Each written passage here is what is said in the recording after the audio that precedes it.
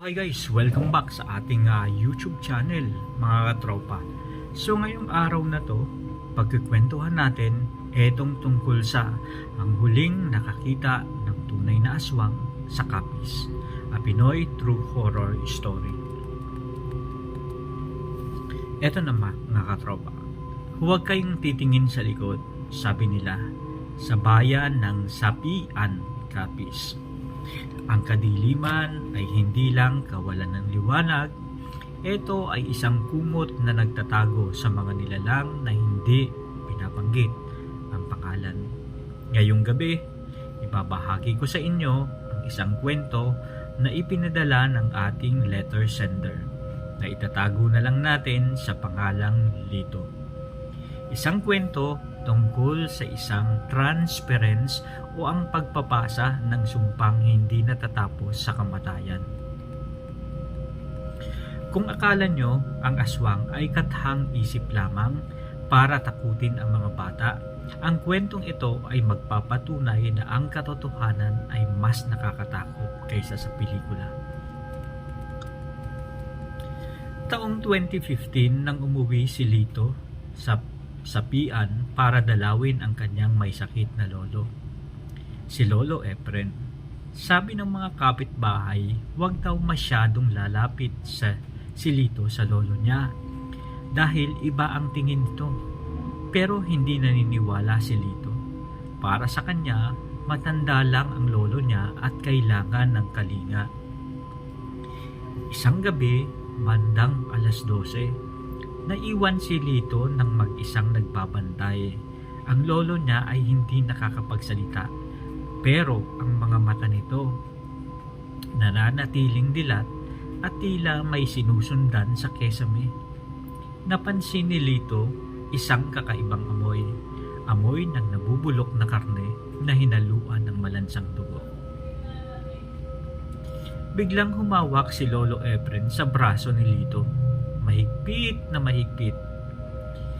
Hindi pang matanda ang lakas na yon. At sa unang pagkakataon, nagsalita ang lolo niya. Napaos ang boses. Lito, ayaw nila akong kunin hanggat wala akong pinapasa. Dito na nagsimula ang kilabot. May kinuha si Lolo Efren mula sa ilalim ng kanyang unan. Isang maliit na maitim na bato na parang itlog, pero tumitibok-tibok.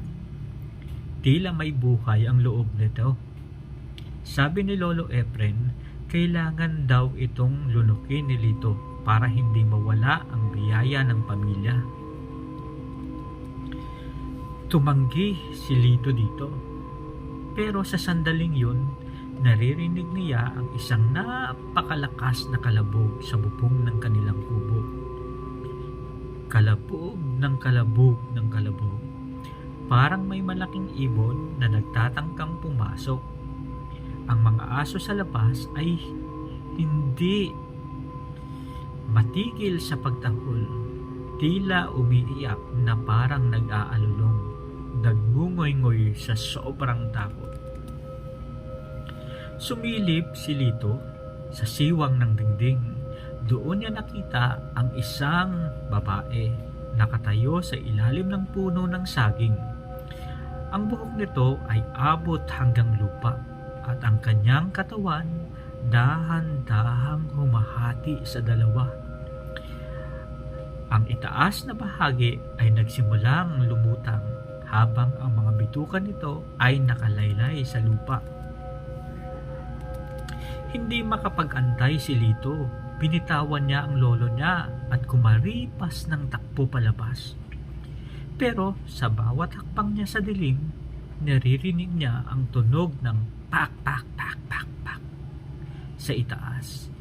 Tik tik, tik tik, tik tik. Habang papalapit ang tunog, ibig sabihin, malayo ang nilalang. Pero noong tumahimik ang paligid, doon niya nalaman na nasa likuran niya na ito. Sobrang takot ni Lito. Yun ang naramdaman niya. Nanginginig, tumitindig ang balahibo. Naramdaman ni Lito ang isang malamig na likido na pumatak sa kanyang balikat. Pagtingin niya sa itaas, nakita niya ang mukha ng isang nilalang na walang ilong. Puro itim ang mata at isang dila na kasing haba ng paging.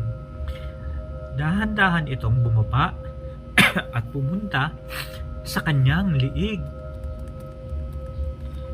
Nakaligtas si Lito nang makarating siya sa sentro ng bayan kung saan sobrang dami na ng tao. Sa sandaling iyon kasi, kumaripas ng takbo si Lito. Pero, pagbalik niya kinabukasan, wala na ang kanyang lolo Efren. Wala na ring bangkay na nahanap. Ang tanging naiwan sa higaan ay ang itim na bato na ngayon ay basag na. Hanggang ngayon, naniniwala si Lito na ang biyaya ay naipasa na sa iba. Siguro sa isang kamag-anak o siguro sa isang tao na hindi inaasahan. Kayo, mga ka-horror, mga subscriber natin dito sa Pinoy True Horror Story, naniniwala ba kayo na ang Capiz ay sentro pa rin ng mga ganitong nilalang? O baka naman sila ay nasa tabi-tabi lang din natin, nag-aantay ng susunod na tagapagmana? I-comment nyo naman ang inyong opinion sa baba, at kung gusto nyo ng mas marami pang kwento mula sa Visayas, i-like ang video na ito at syempre mag-subscribe na rin kayo. Huwag kalimutan, ang gabi ay mahaba at hindi ka nag-iisa. Dito sa Pinoy True Horror Story, Gabi ng Lagim. Hanggang sa muli, maraming salamat.